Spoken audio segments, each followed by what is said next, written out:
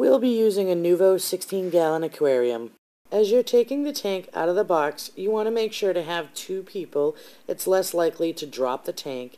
And also when you're taking it out, you do not want to pull it out by the plastic. You want to pull it out by the tank itself.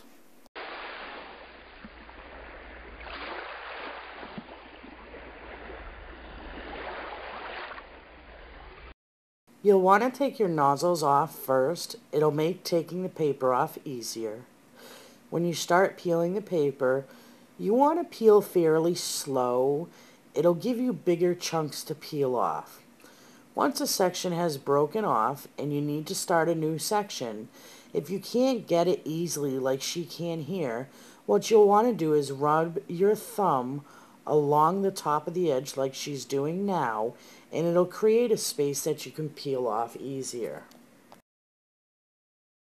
Now you want to take a paper towel and wet it down with just some fresh water and wipe down the inside of the tank from any debris that might be left over. Make sure to grab any little pieces of paper that are left over from the protection shield that was on the background. Now, as you notice, she put it about an inch back on the stand and then brought it forward with her fingers, and now she is running her fingers along the edge to make sure that it's even all around. Ginger is using Nutri-C water. That's ocean water she'll be putting in the tank. If you choose to mix your own salt water, it's 1 cup of salt for every 2 gallons of water, which will give you a general outcome of 1.021. She will start pouring just a little bit of salt water into the tank. Once you've put a little bit of water in your tank, you'll want to put your gravel in the tank. Take the whole bag, put it in the tank, and you'll want to cut a capital letter I on the bag sideways. So you'll cut the top, the bottom, and then connect the two. This will make getting the gravel out of the bag a lot easier. As you're cutting, you want to make sure to be careful for the front of the tank so that you don't put any scratches in the tank. Ginger's using live sand, which has bacteria in it already, and it'll help cycle the tank a little bit faster. You can also get just regular dry gravel.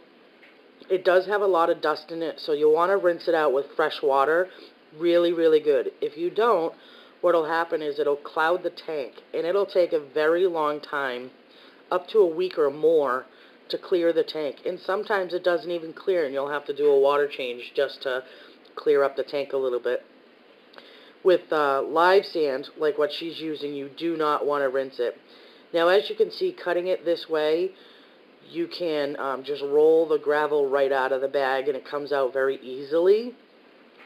And then whatever's left in the bag, you can just add a little bit of water to it and rinse it or swirl it around, and it'll get the leftover gravel out. There are 2 other ways that we will use to put gravel in the tank.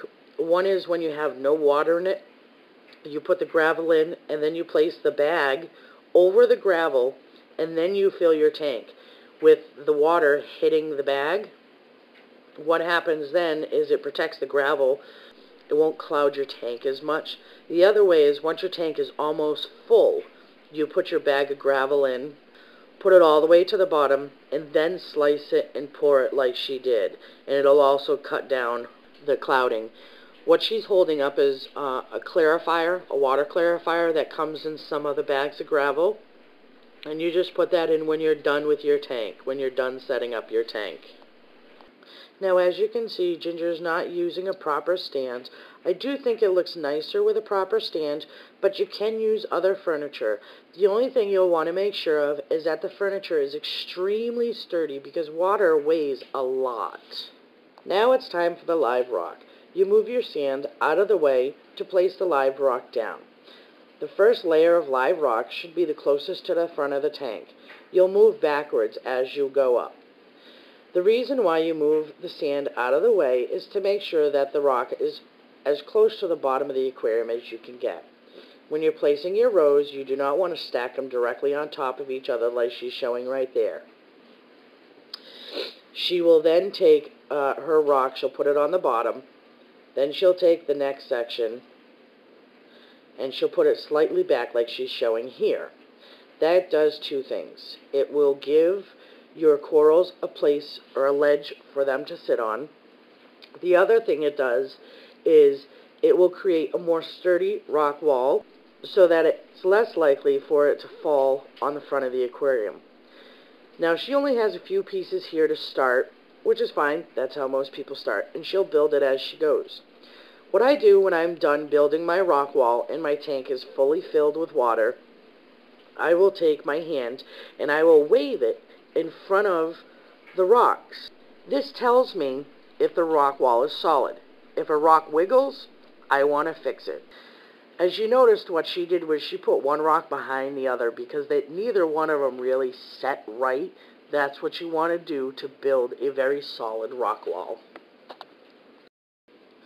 Once you're done with the rock wall, you'll want to finish filling the aquarium with salt water. When you pour the water, try to get it on the rocks. It'll create less cloud in the tank. As you can see, she stopped filling before the water started to overflow into the back section. She wants to pull that cord out before it gets wet. It goes to the pump and you don't want it to get wet. Now what I'm going to do is show you the back section of the tank. This is considered your wet dry. The pump's right there, and when you go to put your heater in, you want to put your heater where she's pointing, which is on the right side of the tank. You'll notice there's an extra square on the right side. There's an identical one on the left. Now you can finish filling your aquarium with water. If you hear this sound, that's just the back section of the tank filling up with water, or what we call the wet dry. Now don't forget to put your nozzle pieces back on the aquarium. Remember, we took them off when we first started.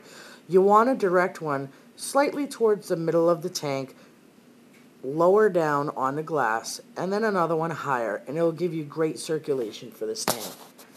These are the wet-dry medias. You place one on either side in that square that I was telling you about earlier.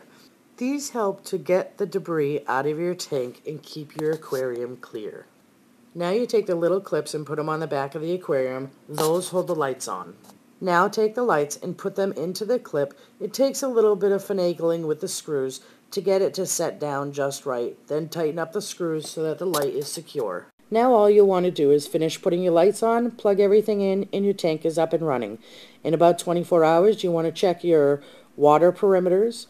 Your temperature should be 78 to 82. Your pH 8.4, and your salinity 1.021. If all your perimeters are right, you can start adding your break-in fish. If you don't know how to test your tank yet, that's fine.